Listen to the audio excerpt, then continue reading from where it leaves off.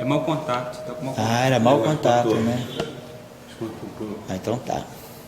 Brilhante essa. De construtor de calçada, doutor em física, Não, essa foi do a Matheus técnico, Vieira. a Ele cineasta. já está vendo cobrando muita coisa. E aí, vamos lá. Ó, se parar agora, você me fala, porque pra gente Não, entender. tá. Eu prefiro nem interromper a aula e tem que fazer outra aula.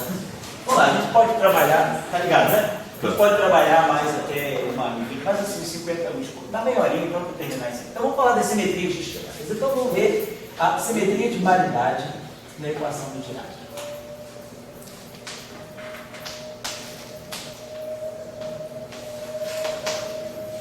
Se a gente colocasse, vamos fazer o seguinte, eu vou deixar como discussão na aula a equação de Dirac livre. E vou deixar como tarefa de casa vocês fazerem sozinhos as mesmas simetrias, mas em presença do campo eletromagnético. Depois nós vamos estabelecer melhor. Então vamos pegar a equação de Dirac livre. I, H cortado, ddt, psi, mais I, H cortado, C, gama, escalar gradiente, psi, menos M, C2, psi. É isso mesmo, né? Bom, então tá lá. Então, o que é a simetria de paridade? A simetria de paridade a gente faz uma transformação nas coordenadas espaciais. Quer dizer, eu faço uma transformação no tempo, meu tempo vai no t', é igual a t, eu não mudo no tempo, mas mexo nas três coordenadas espaciais. Tá? Então, é a reflexão. Se a gente for fazer o mesmo exercício em duas dimensões, então não é x que vai em menos x. Eu tenho que, em duas dimensões, a paridade é x' igual a menos x, y' igual a y. Por quê? Porque a paridade ela tem que ser uma simetria discreta, então ela tem que ter determinante menos 1. O jacobiano da transformação, quer dizer, isso aqui é x', y' igual a menos 1, 0, 0, 1, x, y. Então, se ela fosse tudo menos, menos e menos, o determinante seria 1. E aí, de fato, uma transformação menos x menos y, no fundo, no plano, se eu levo um vetor em menos ele, é porque eu fiz uma rotação de π. Então, não é uma transformação de paridade, é uma rotação de π. Então, em duas dimensões, né, espaciais, a simetria de paridade não é em três dimensões, não. O determinante é menos 1, porque eu tenho menos 1, menos 1, menos 1 na diagonal. Então, o determinante é menos 1, então a simetria realmente é uma simetria discreta. Ela não tem determinante 1. Portanto, ela não pode ser continuamente ligada à identidade. Então, essa é a simetria de paridade nas coordenadas espaciais. Mas aí, se a gente tem uma função de onda, né? O espinor de Dirac, psi de tx, então, se eu vou para o sistema de referência novo, eu vou ver uma função de onda nova das coordenadas novas. Eu vou ter isso aqui. Agora, quando eu faço uma transformação, como é que eu vou relacionar? Aqui eu sei relacionar t' igual a p, x' igual a menos x. Como é que eu vou relacionar psi' de t', x' com o psi de tx? É um sinal, não é um sinal? Em princípio a gente não sabe. Então, em princípio, o que vai relacionar a função de onda do referencial novo com a função de onda antes da transformação vai ser uma matriz. Vamos colocar aqui, chamar a matriz de P.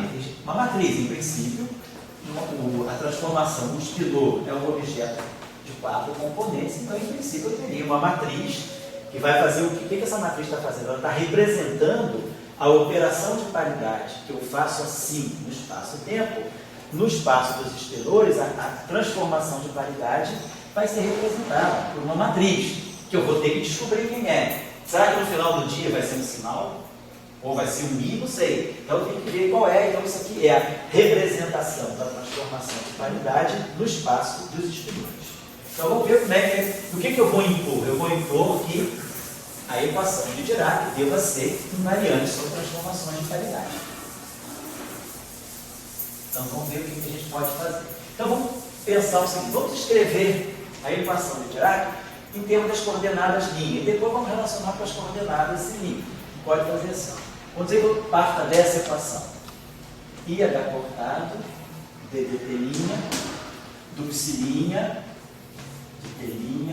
Eu vou omitir, psi' de t', x'. É isso que eu tenho aqui sempre. Tá? Psilinho de telinha de linha. Mas vou escrever a equação no referencial linha, GH cortado C. Aí aqui a gente vai ter as matrizes gama I linha, matriz gama I, perdão, elas são numéricas. Aí aqui eu vou ter o D linha. Psilinho de telinha x linha menos M C2 psilinho de telinha x linha igual a zero. Então eu estou escrevendo a equação de Dirac. Então, o que significa invariância de paridade? Significa se essa equação de Dirac é verdadeira, válida, a equação sem tudo linha também tem que seguir.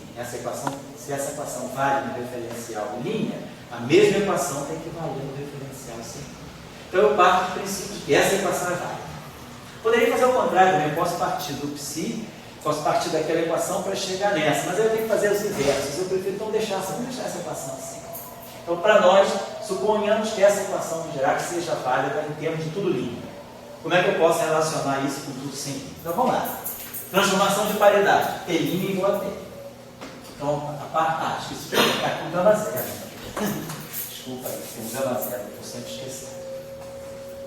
Equação de Dirac, então, T. Vou apagar aqui, gama zero. As matrizes gama não mudam, porque as matrizes gama são matrizes numéricas. Estou pegando aí, eu quero ver a forma da equação de Dirac. Então, tá aqui. Supondo que a equação de Dirac seja válida no com as coordenadas linha com as funções de onda linha. Vamos começar a relacionar com tudo sem linha. Gama zero, dt', dt. E isso aqui é o psilinha. Mas o meu psilinha é a matriz T, que eu não sei quem é, psi de tx. Então, essa relação aqui. Agora aqui vai mudar esse sinal. As coordenadas linha são coordenadas, né? O d' é menos dx, na transformação. Então aqui vai ficar di, e aí aqui eu tenho a matriz psi, a matriz P atuando em psi de dx, menos mc2 p psi. Então, essa seria a minha equação de Dirac agora nas coordenadas sem linha e com a função de onda sem linha. Temos uma matriz P aí. Aqui o P está livre. Poderia multiplicar tudo por P menos 1, mas aí ó, tem problema, porque o P menos 1 pode passar para bater aqui, porque o P menos 1 é uma matriz 4x4. Isso são matrizes 4x4. O máximo que eu posso fazer é colocar aqui P menos 1. Aqui eu tenho P, aqui já tenho P, né? Então vamos fazer, vamos multiplicar tudo à esquerda por, vou botar aqui P, lá já tem P, né? Então eu quero tirar o P menos 1. Então vamos multiplicar aqui por P menos 1. Se eu multiplicar aqui à esquerda por P menos 1. Vamos multiplicar aqui à esquerda por P menos 1. E vamos multiplicar aqui à esquerda por P menos 1. Então, esse termo aqui já limpa, já vira o termo de massa.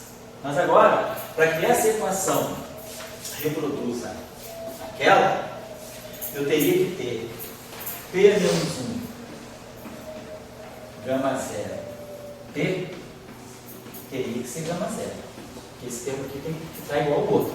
Então, se P menos 1 gama zero P for igual a gama zero, essa matriz P tem que trabalhar com gama zero dessa forma. E a matriz P ela vai trabalhar com os gama i's trocando o sinal. Então, se a matriz P, pergunta é, será que existe uma matriz P inversível, 4x4, no espaço exponencial que faça esse trabalho para a gente? Se isso acontecer, isso aqui vira gama zero, esse P aqui passa por aqui, o P é constante, é uma matriz numérica, é uma matriz constante. Então, isso aqui vira gama zero, aí P é menos 1, gama I, P é menos gama I, aí aqui fica mais. E aqui desaparece o P menos 1 P. Então, a equação de Dirac, ela fica invariante, quer dizer, se essa equação aqui é válida, automaticamente aqui essa equação é válida, então é isso que está expressando a conjugação, a invariância de paridade. A equação sendo válida nesse sistema, ela é automaticamente válida nesse sistema, desde que isso aconteça. Então, eu posso multiplicar à esquerda, eu vou ter gama zero P igual a P gama zero. E gama I P igual a menos P gama I. Então, as três matrizes espaciais, elas têm que antes comutar com P. Mas a matriz temporal comuta com P. Então, qual é a matriz que comuta com gama zero e que anticomuta com as três espaciais? Uma solução é a própria matriz de gama zero. Se eu pegar P igual a gama zero comuta com gama zero, obviamente fica 1 igual a 1, e gama I, gama zero é menos gama zero. Então, uma solução que eu posso, já tem uma representação, tem uma solução não trivial, é que a transformação de paridade, ao atuar no espinor de Dirac, ela faz isso para nós, ela multiplica aqui com gama zero. Claro, como isso aqui é uma função de onda, quer dizer, uma função de onda nunca muda se eu multiplicar por uma fase, eu tenho a liberdade, eu posso botar aqui um fatorzinho, né, uma fase, posso botar aqui, vamos chamar isso aqui de um xi, onde esse xi aqui é uma fase, quer dizer, módulo de xi igual a 1, quer dizer, porque eu quero que P é menos 1, né, quer dizer, se P, vamos dizer, se P é igual a gama zero, obviamente P é menos 1 é igual a gama zero, porque gama zero ao quadrado é igual a identidade, então gama zero é a sua própria inversa. Beleza. Então, agora, se eu quero que essa transformação, se eu fizer, se P é menos 1, P é a identidade, se eu multiplicar por uma fase, aqui vai ficar 1 sobre xi vezes P. 1 sobre xi vezes gama zero. E esse cara aqui é gama zero xi. Então, se automaticamente se cancela, não tem problema. Então, a gente pode multiplicar por uma fase, até porque uma função de onda na mecânica quântica, a gente sabe, ela é invariante a menos de uma fase. Então, eu tenho a liberdade de deixar uma fase aqui que a gente chama fase da paridade. Mas esse xi aqui, na verdade, a gente pode dizer esse xi P, sendo uma fase, pode ser colocado nessa forma exponencial de I alfa, sei lá, coisa assim. Então, esse objeto aqui tem módulo 1. Então, essa transformação aqui, então eu sei relacionar. Então, quer dizer, o meu psi', então, se eu tiver a nova função de onda das novas coordenadas, T' igual a T, e X' igual a menos X, né? Que foi a transformação de paridade, ela tem que ser igual a uma fase. Eu posso definir essa transformação. O que é importante é o gama zero. Essa matriz é que faz esse trabalho para nós. E aqui, a função de onda, psi. Então, eu sei como é que uma transformação de paridade atua no espaço espinorial. A representação da paridade no espaço espinorial não é um número, não é que nem nas coordenadas, né? Ou que nem o campo eletromagnético. Por exemplo, o campo eletromagnético é psi' de T', X' igual a φ de Tx. Isso é a transformação de paridade. A gente viu que o A tinha que mudar esse sinal. E o A', né, de T', X' é menos o A de Tx. Então, no campo eletromagnético, a paridade ela não aparece sob a forma matricial. O φ' é o φ e o A' é menos A. Ela segue o mesmo padrão das coordenadas. Mas no espaço dos espinores, não, a transformação de paridade, ela mistura as componentes. Porque, por exemplo, se eu estiver trabalhando na representação de Dirac, né, gama zero é 1, 0, 0 menos 1. Então, as duas de cima não mudam e as duas de baixo mudam. Se eu estiver trabalhando na representação de Weyl, onde a matriz de gama zero é isso aqui, aí eu vou multiplicar. Psi' vai ser psi', psi', vai ser psi', e assim vai. Então, a transformação de paridade, ela mistura, pode misturar em princípio as componentes do espinor, porque esse gama zero é geral, qualquer representação. Pode ser de Dirac, pode ser a representação de Weyl, pode ser a representação de Majorana, dos gamas, não importa, é uma representação qualquer. O que é importante é que a transformação de paridade, ela no espaço dos espinores, ela multiplica os espinores pela matriz de gama zero. Então, isso é a simetria de paridade. Agora, o exercício é, vocês têm essa... Pronto, peguem a equação de Dirac com o campo eletromagnético.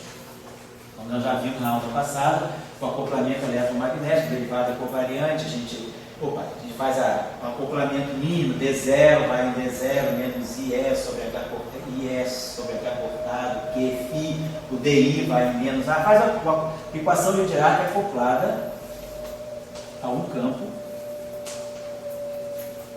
eletromagnético. E aí a gente sabe como, a gente já sabe agora como o espinor se transforma. A matriz P tem que satisfazer com as propriedades. E sei como o campo eletromagnético se transforma. Então, vocês vão observar que Quando eu acordo a equação de Dirac com o campo eletromagnético, a simetria de paridade se mantém. Ou seja, a interação eletromagnética é invariante. A interação eletromagnética é invariante sobre a simetria de paridade. Tá? Então é só fazer o exercício, a tarefa é essa. Mostrar a invariância P com o acoplamento eletromagnético. Nós mostramos o caso puro, livre.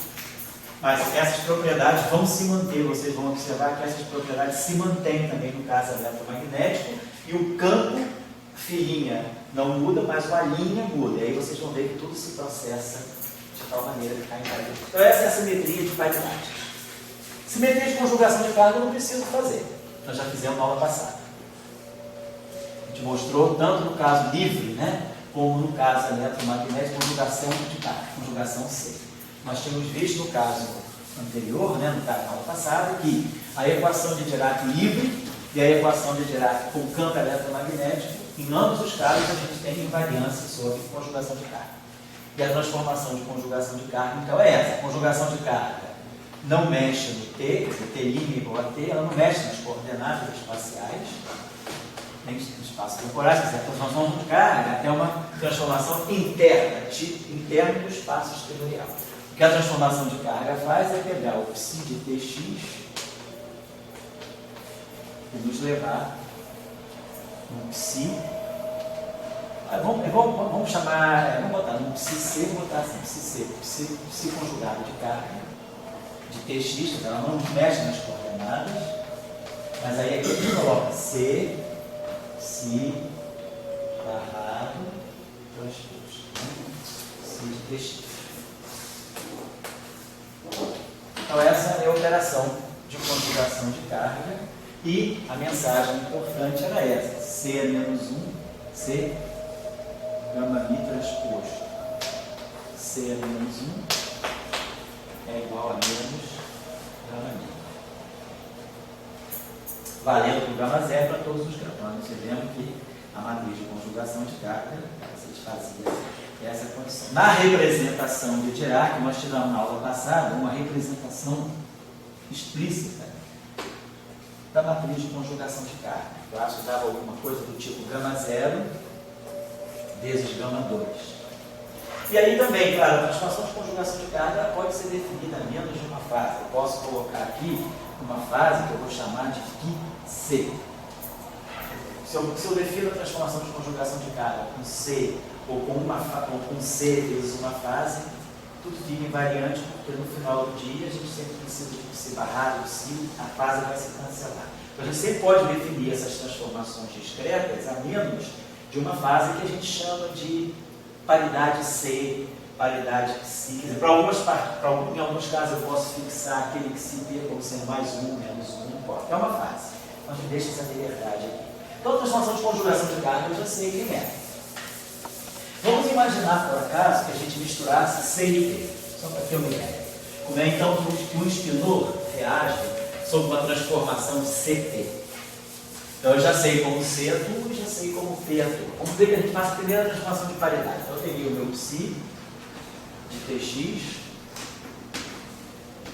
e por transformação de paridade nós vamos evitar o linha para não ficar carregando linha de uma coisa, linha de outra. Vou botar psi P. A transformação vou botar aqui psi P. A transformação de paridade de psi, né? Então vou botar assim, psi P, né?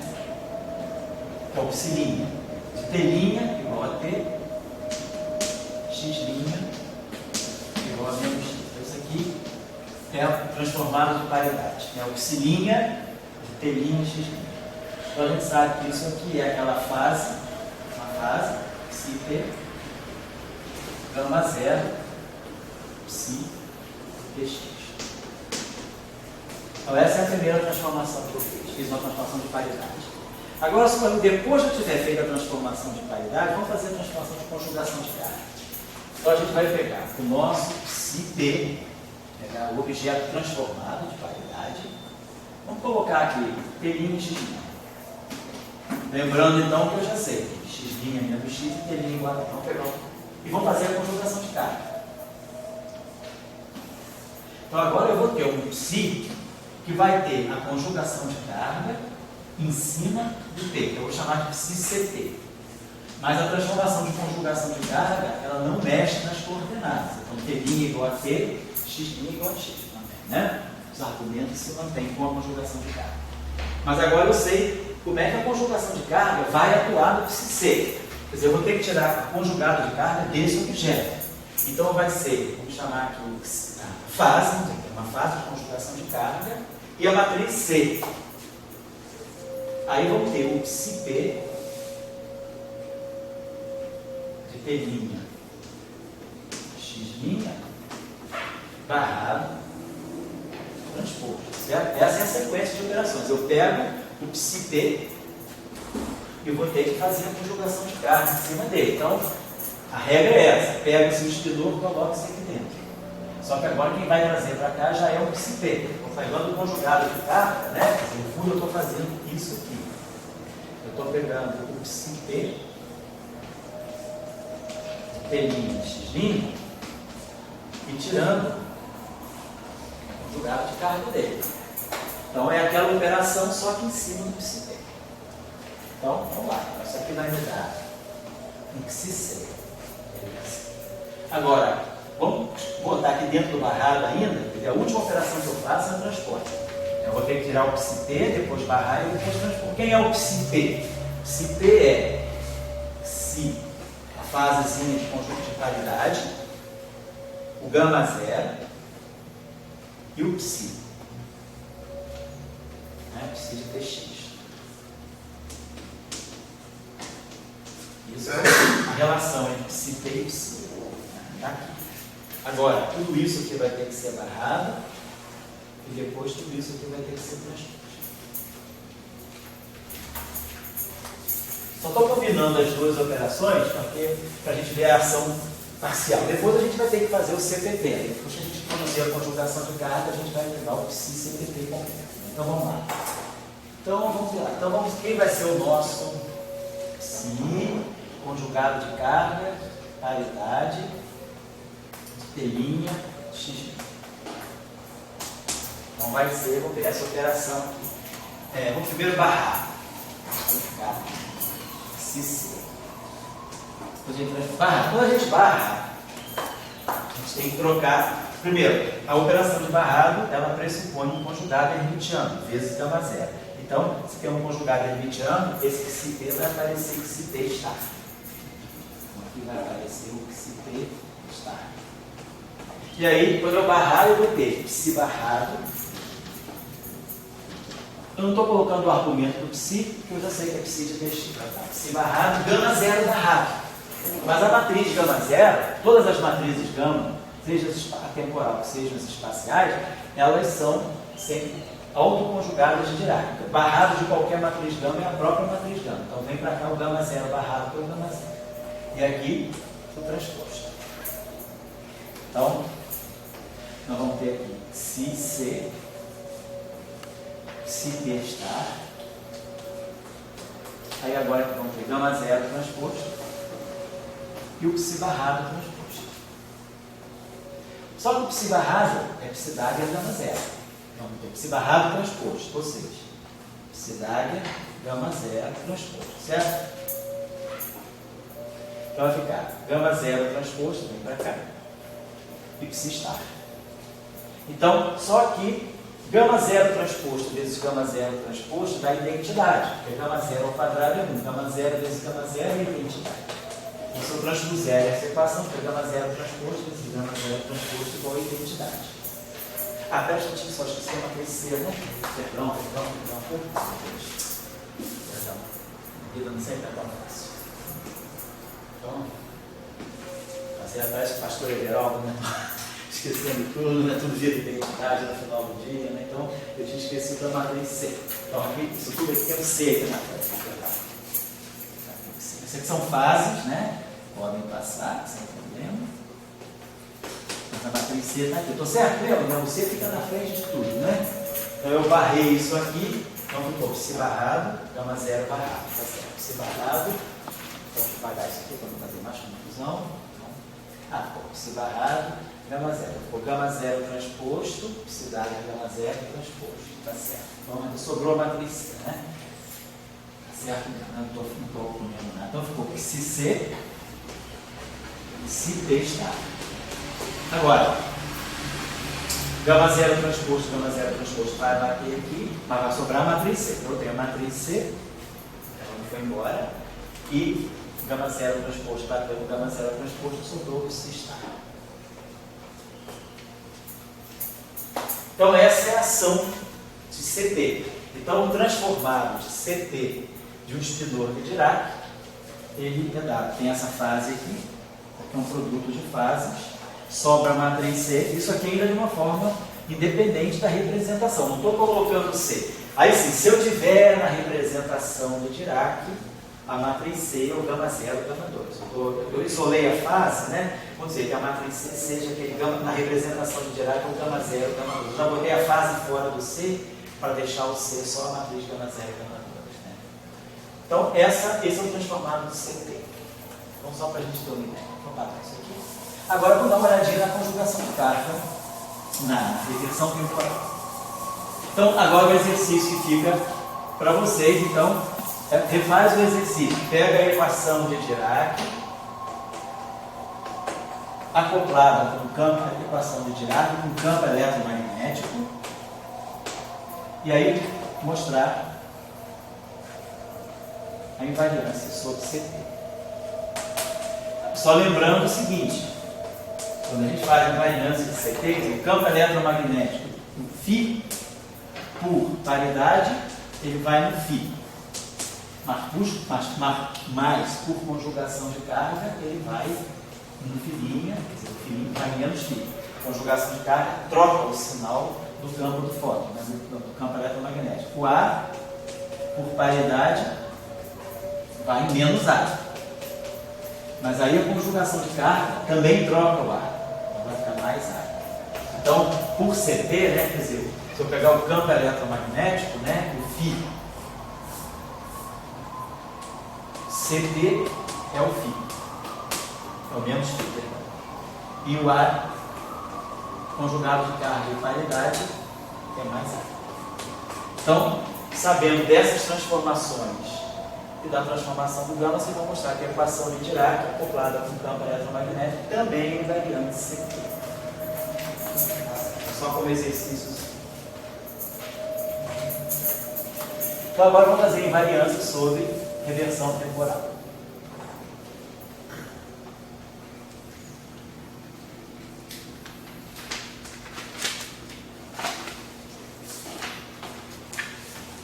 Então, de novo, reversão temporal, só para lembrar, ela vai mexer com a coordenada temporal, ela vai deixar a coordenada espacial intacta.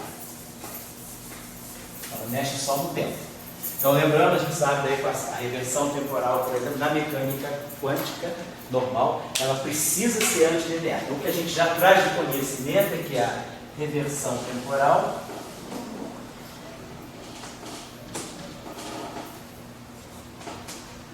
é uma operação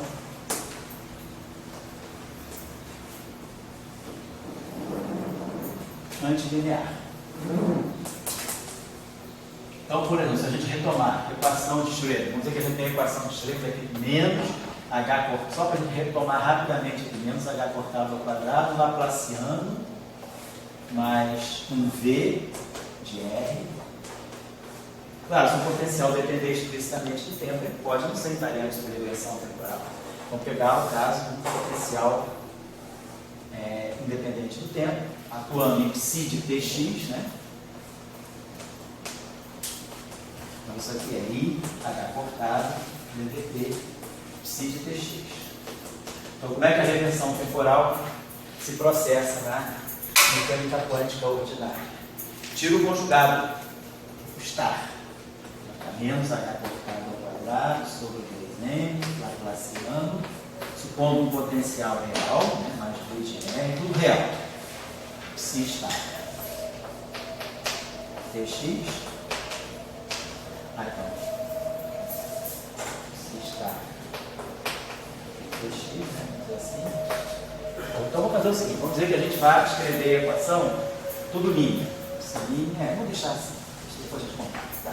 Então você vai ficar menos I, H cortado, ddt vai ficar quando eu faço reversão temporal, esse DDT é menos DT'. Então, primeiro, vamos fazer assim, primeiro só tirei o conjugado de fato, vamos deixar só assim, não? Primeiro só tirei o conjugado hermitiano. Não é o conjugado hermitiano, tirei só o conjugado complexo. Tirei o conjugado complexo da equação de Cauchy, só fiz isso. Agora, se eu comparo com o telinho, né, DDT é menos DDT'. Então, esse DDT que está aqui, eu posso colocar menos DDT', e aí fica mais. Então, o que eu vou interpretar é que essa solução aqui, psi estar de Tx, vai fazer o papel do psi linha de T', que é igual a menos T, x. Então, se esse cara aqui, se o psi estar for justamente o psi linha, o T', que é igual a menos T, x' que é igual a x, x' eu nem notei porque x' igual a x. Então, a gente vê que essa equação de Dirac, a equação de Schrödinger é satisfeita. Então, eu tenho tudo linha igual a IH cortado DT' psi. Então, eu preciso da conjugação complexa, né, tá? Quer dizer, eu preciso que a operação seja antilinear, para que fique invariante. Então, a equação de Schrödinger é invariante sobre reversão temporal, desde que a operação, quer dizer, a reversão temporal fez com que o psi' seja, na verdade, o psi estar do Tx. O que a gente está dizendo é isso, que o psi time inversal, né, de T' igual a menos T, x' igual a x, que é a reversão temporal, ela é o psi de Tx estar. Se quiser, a gente pode colocar aqui uma fase, a fase de conjugação temporal. Qual é a paridade T? A gente chama de paridade T. Pode ser mais ou menos uma fase. É importante que a função de onda não muda, as probabilidades, as amplitudes não mudam se eu multiplicar por uma fase. Mas o máximo que eu tenho de liberdade é uma fase.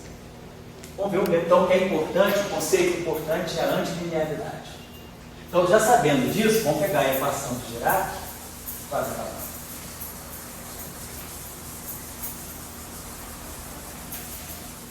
Vamos pegar agora a equação de Dirac para ver a reversão temporal. Então, vamos pegar de novo a equação de Dirac livre para depois vocês fazerem com o caso eletromagnético. Então, nós vamos ter I, H cortado, gama zero, DDT, psi de Tx. Vamos sempre acaba psi de Tx. Mais I, H cortado, C, gama I, DI, psi de Tx, menos N, C2, psi de Tx. Então, estou escrevendo a equação de Dirac, né, referencial normal. Vou tirar o conjugado de carga, o conjugado complexo dela. Vai ficar menos I, H cortado, gama. Aí tirar o conjugado complexo. As matrizes gama, em princípio, elas têm entradas complexas, né? Então, aqui estou só pegando o conjugado. E aqui vai ficar psi Tx estar. Aí aqui vamos dizer, vamos pegar agora mais I, agora vai ficar menos I também, menos I, H cortado C, aí o gama I estar, então só o conjugado complexo, DI do psi estar, menos N, C2, psi estar. Então só peguei conjugado. Então, o que eu estou querendo dizer é o seguinte: como no caso de Dirac, a gente espera que o psi-T, conjugado no tempo de reversão, tempo psi-time revertido no tempo, né? De T' igual a menos T, x' igual a x. Da mesma forma que a paridade, o que eu espero, se eu fizer uma reversão temporal, em princípio, a minha função de onda vai ser multiplicada por uma matriz. Eu não posso colocar a priori só uma fase. No princípio tem uma matriz. Mas eu sei que ao fazer a reversão temporal, eu vou ter que relacionar, essa matriz vai estar pegando o psi estar, não o psi. Eu estou dizendo que o reverso temporal disso vai ser uma matriz 4x4, que eu não sei quem é, então vai ser a representação da operação T no espaço dos espinões. Em princípio é uma matriz 4x4, atuando no psi de Tx estar. eu já sei da equação de Dirac, né, da equação de Schrödinger, que a reversão temporal tem que ser uma operação antilinear. Então, se ela é uma operação antilinear, ela não pode ser proporcional ao próprio psi. Ela vai ter uma matriz, mas ela vai ter que ser proporcional ao psi estar. Então, essa que é a operação de reversão temporal. Então, eu diria que a gente aqui seria fazer o seguinte: tenho essa equação aqui, o que eu vou fazer? Multiplico aqui, eu preciso colocar um t psi estar. Então, o que eu vou fazer? Eu coloco aqui, por exemplo, um t. Vou precisar produzir um t psi estar para ter a equação de Dirac escrita em função do psi. Então, eu multiplico a esquerda por t, multiplico a esquerda por uma matriz t, que eu não sei quem é, e multiplico aqui pela matriz t, que eu não sei quem é. Mas eu sei que t psi estar vai formar o psi transformado, né, de reversão temporal. Vou apagar isso aqui. Então, por isso que a gente está colocando esse t, para poder formar o t psi estar. A gente já sabe que o que a gente tem em mente é isso. Psi transformado t, né, da coordenada t' igual a, quer dizer, no fundo é o psi' de t' x', aí tem que ser então uma matriz t, que eu não sei quem é, vezes o psi de tx. Então, o que é importante da reversão temporal, que novidade é essa? Não é o psi. Na paridade era o psi, porque a paridade é uma transformação linear. Mas a reversão temporal, porque a equação de Dirac é linear, a equação de Schrödinger é linear, o tempo é IH cortado ddt, é aquele que traz o sinal menos quando eu reverto o tempo. E aí eu tenho que compensar para a antilinearidade. Muito bem, então aqui é t. Então aqui a gente vai fazer a mesma coisa. A gente vai botar um t a menos 1 e um t. Que aí esse t eu distribuo para cá. Aqui eu coloco t a menos 1, t. E aí o t eu distribuo para cá. Basicamente.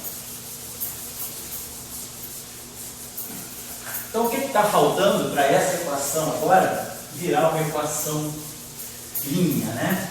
Vamos lá. Então, está tudo escrito em função das coordenadas originais. Mas agora, eu quero que o t psi estar faça o papel do psi linha, né? Do psi de t' e x'. Então, eu vou fazer o seguinte, vamos agora transformar as coordenadas espaço-temporais pela reversão temporal. Vamos colocar agora as coordenadas linha. A equação está pronta aqui. T igual a menos t'. Então, essa derivada aqui vira t', mas ganha um sinal mais. O xi é igual ao xi'.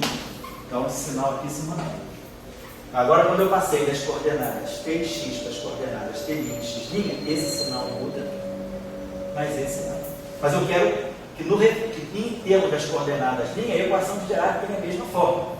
Então, o que eu quero? Eu quero que esse termo aqui se reproduza. Eu quero, então, que t a menos 1,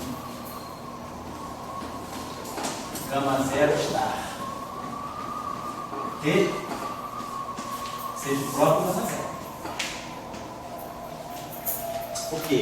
Se t a menos 1, gama 0 estar, aqui é t, aqui eu botei t, né? Então, é o contrário. T a menos 1, t, gama 0 estar, t a menos 1, eu quero que seja o meu gama 0. Então, isso aqui, para que isso seja verdade, o t tem que satisfazer a essa condição. T gama 0 estar, t a menos 1 é o gama 0. Então, aqui vira gama 0. Esse t psi estar vai ser o meu psi' de t' e x'. Então, aqui ele vai ficar com o psi', que é o psi t, né? T' e x'. Estou só colocando linha para realçar que agora eu estou com um sistema novo.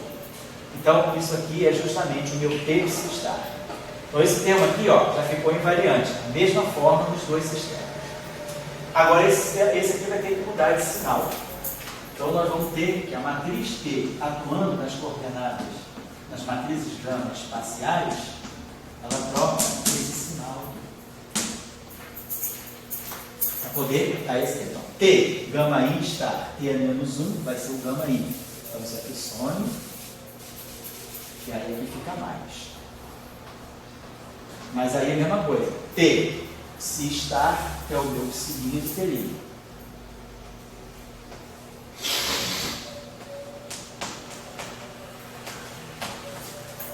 E aqui já ficou o próprio psi' de t'.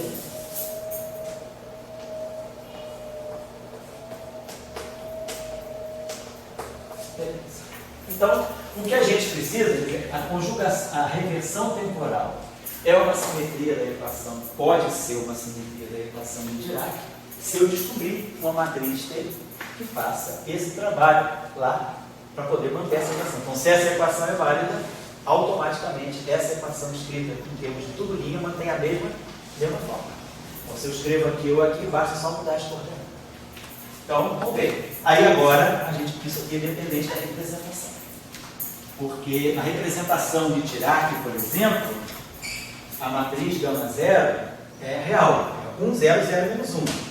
Na representação de Weyl também. Mas na representação de Majorana, a matriz gama zero é puramente imaginária. Então ela trocaria de sinal. Então, vamos ver se tem solução na representação de Dirac. Vamos olhar isso aqui especificamente na representação de Dirac, das matrizes de Dirac. Quem é a matriz gama zero? É identidade 0, 0 menos identidade. Então a matriz gama zero é real, representação de Dirac. A matriz gama zero é real. Então gama zero está em gama zero. Eu multiplico aqui por T, multiplico aqui por T. Então na representação de Dirac, essa relação pode ser escrita dessa forma. A matriz T ela tem que comutar com gama zero. Vamos pegar agora quem é a matriz gama 1. A representação de Dirac, a matriz gama 1 é 0, sigma de Pauli x, sigma de menos sigma de Pauli x, 0. Ou seja, é uma matriz puramente real.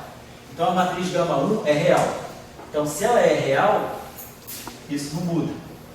Mas isso aqui, ó, ela tem que antes comutar com gama 1. Vamos pegar a matriz gama 2, a representação de Dirac. 0, sigma y, menos sigma y, 0. Essa matriz de gama 2 ela é puramente imaginária. Então o conjugado complexo dela muda de sinal. Gama 2 está é menos gama 2. Então eu tenho menos aqui e menos aqui. Então para a matriz gama 2, ela comuta.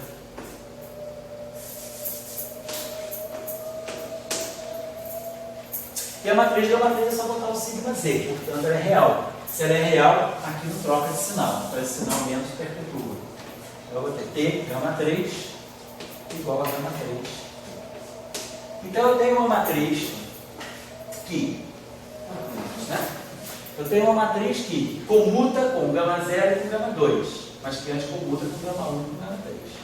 Então aí lembrando das nossas incursões com as matrizes gama, como eu posso formar uma matriz que comute com essa, que comute com gama 2, mas antes comute com gama 1 e com gama 3. É o mesmo raciocínio da matriz de conjugação de carga.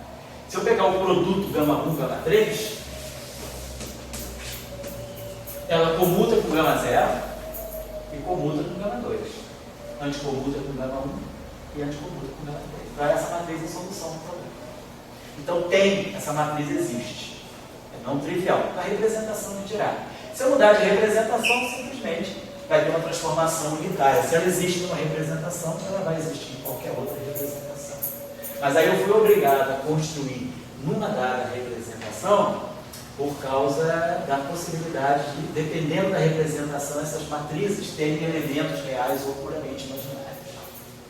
Mas então o problema tem solução. Então é possível, quer dizer, é verdade que a equação de Dirac é invariante sobre reversão temporal para essa matriz T, que satisfaz essa condição. Então, se eu fizer uma representação de Dirac, quer dizer, em princípio, eu vou escrever isso. Se revertido temporal nas coordenadas T' igual a menos T, x' igual a x, né, vai ser uma fase, que eu chamo de paridade T, a matriz T, essa matriz é concreta, está ali, e o psi de Tx, porém, conjugado complexo, porque a reversão temporal é antilinear. Então, a gente sabe fazer isso. No caso da representação de Dirac, eu tenho que ter isso, gama 0 e gama 3. Então, agora a gente pode pegar o psi CPT. Se eu pegar o exercício anterior, não vou nem. Já fiz CT. Então, se a gente quer. Lembra que a gente saiu do psi. Aí foi o psi T. Depois foi o psi C. CT. Chegamos ao psi CT. Que tinha, se não me engano, o psi P, né? Psi P estava nisso. corrija se estiver errado, o psi C. Aí tínhamos aqui a matriz de conjugação de carga e o psi está de T' igual a T, X' igual a menos X. Foi isso? Esse era o meu psi CT. Agora eu tenho que fazer um T. Fazer uma reversão temporal aí. Então vamos lá. Reversão temporal vai me dizer que eu vou levar no psi CPT, ou PCT, não importa, né? PCT, vamos dizer assim. Eu comecei com P, depois fiz o C, depois fiz o T. Né? Aí hoje estão vendo a moda árabe ali, né? Na direita para a esquerda, né? Tá? Transformação PCT, é essa aqui, né? DX. Então a gente vai ter agora um T'. Agora, com a reversão temporal, o T' menos T, quanto vai ficar? Menos T. E com a paridade menos X. Então, no fundo é isso aqui. Eu vou ter um X duas linhas, né? Eu terei um T duas linhas. T duas linhas, que é o menos T', portanto é o menos T. E o X duas linhas, mas o X duas linhas é igual ao X', mas o X' por sua vez é menos X. Então o argumento fica todo refletido depois do CPT. E aí nós vamos ter a paridade P, paridade C e a paridade D. Se vocês olharem no pacto dele, vocês vão ver lá dado JP. Então geralmente a partir de quando ele é identificado, você identifica pela uma paridade P, uma paridade C, uma paridade D, tudo isso é para tal lugar. E aí aqui nós vamos ter a matriz de configuração de carga. A gente tem o T atuando em cima, né, do psi estar. Então T, vezes, né? A matriz T. Opa, a matriz T. Porque eu já tinha o estado, isso, né? Então eu vou ter a matriz T aqui. T, então eu vou ter que atuar. Agora em cima disso aqui, eu vou ter que jogar a matriz T, então nós vamos ter T atuando em C. Então aqui vai a matriz C, vai aparecer estar, e aqui vai aparecer o psi, né? Vamos pegar o estar do CT. Vamos pegar agora essa operação aqui em cima do CT. Então vai ser simplesmente pegar o estar aqui. Então, vai ter C estar, P, psi, e aqui psi de dx, né? Psi de dx. Então, beleza, se eu agora sei que minha representação de Dirac, por exemplo, então é isso aqui. Agora, eu sei que se na representação de Dirac, se eu fizer explicitamente na representação de Dirac, o T é gama 1, gama 3, como a gente acabou de ver. O C, a representação de Dirac, é gama 0, gama 2, estar. Mas o gama 0, estar é gama 0, a representação de Dirac. Gama 0 estar é gama 0, mas o gama 2 estar é menos gama 2. Então, estou escrevendo esse produto CT estar, TC estar, perdão, na representação de Dirac. Então, nós vimos quem é T na representação de Dirac, vimos agora. Quem é C na representação de Dirac, vimos na aula passada. Então, é gama 0, gama 2 estar. Gama 0 na representação de Dirac, gama 0 é real e gama 2 é puramente imaginário. Só que tem um sinal menos. Depois a gente reorganiza isso aqui. Gama 0, anticomuta, anticomuta. Então eu posso botar o gama 0 cá na frente. Menos gama 0, gama 1, gama 3, gama 2. Trouxe o gama 0 cá para frente. Gama 2 e gama 3 anticomutam. Então eu posso botar o gama 2 e o gama 3 aqui. Fica mais. E aí, a menos de um I, na nossa discussão, eu acho que o nosso gama 5 é I, gama 0, gama 1, gama... Mas isso aqui, a menos de um I, vocês corrijam, por favor, no gama 5. Então, na representação de Dirac, no final do dia, a transformação CPT na representação de Dirac, ela é um gama 5. Então, quer dizer, o espinor CPT na representação de Dirac, a menos dos fatores aí das variáveis, estou só me tornando e me preocupando com a forma geral, vai ser o gama 5. Para essa invariância CPT no final de tudo. Então, isso aí dá uma descrição boa para nós das simetrias discretas. Aí vocês vão fazer o exercício que é a invariância CPT, a equação de Dirac com interação eletromagnética. E aí agora, na próxima aula, a gente começa por equilíbrios não relativísticos e vamos fazer a finalização com a discussão do Dieter e a discussão do paradoxo de Klein. Bom, então, pessoal, eu vou fazer o seguinte. Semana que vem, dia 6, já está claro que eu não vou poder dar aula. Dia 13, já está claro que eu não vou poder dar aula. Dia 20, já está claro que eu não vou poder dar aula. Então, eu não vou poder ficar um mês assim. Eu acho que é um intervalo ruim. O que eu vou tentar fazer, se todo mundo puder, pelo menos quem está aqui hoje, é se a gente puder, não tem feriado, né? Esse mês para a gente usar o feriado, que é 7 de setembro e domingo. Ou eu gravo a aula, para ninguém precisar vir aqui, eu posso fazer essa aula um dia de noite aqui, um dia de tardinha, não tem problema vocês não virem, vai estar gravado. Mas eu vou anunciar nos e-mails de domingo, quem quiser, aí está aqui, se quiser vir, vocês que podem morar perto, se nem de Niterói é mais complicado. Mas eu vou tentar marcar a aula, assim, para não ficar um mês sem aula, eu vou tentar marcar a aula dentro de 2 semanas, né? Mas não vai ser possível, sabe? Porque dia 6 eu estou... Tem aula, negócio de mestrado, eu estou dando uma aula fora. Aí dia 13 eu vou estar em Campos dos Goitacazes também, negócio de mestrado em ensino. Dia 20 em PVNC, tem que estar em Petrópolis o dia inteiro, porque tem jornada lá, tem opção de coisa. Dia 27 eu estaria livre, mas aí fica muito tempo. Então eu vou ver na semana do dia 6 ao dia 13, aquela semana pós 7 de setembro. Dia 6, dia 7 é domingo, dia 8 eu tenho que estar em Belém, dia 9 em Belém, aí dia 10 eu volto, dia 11 eu estou aqui, depois na outra semana tem Mato Grosso e Minas Gerais, então vai ser meio complicado, vai ter que ser a semana do dia 6 ao dia 13, então na semana do dia 6 ao dia 13, a gente, estou fazendo que nem Marina, viajando pelo Brasil todo, só para falar mal dela. Então eu vou ter que vai ter Mato Grosso, Semana da Física em Mato Grosso, em Minas Gerais, então vai ser complicado a semana do dia 7 para o dia 14, dia 7 para o dia 14, aquela semana ali vai ser particularmente complicada. Eu vou marcar aula, então eu faço o seguinte, tento marcar aula na semana, ou uma quarta-feira à noite, uma de tardinha assim, aviso para vocês, só para vocês ficarem sabendo que a aula está tendo e que o Tchalka sempre, alguns dias depois, coloca online. Então a última aula fica meio online, tá certo? Só para não obrigar ninguém a vir. Pois é, era bom já avisar para que vai estar tendo um encontro com esse dia 29 e 30. Então explica para eles aí, tá certo? Você fala para eles. Não, dia 29 e 30 de setembro. É a segunda e terça, né? Segunda e terça, vai ter o encontro do Professor Global. Então, tudo sobre o professor global. E vai ter um ponto interessante que a gente está marcado para terça-feira à tarde, chamado Dialética do Conhecimento. Então, a gente encontra o professor global. O primeiro dia vai ser para ensino fundamental, médio.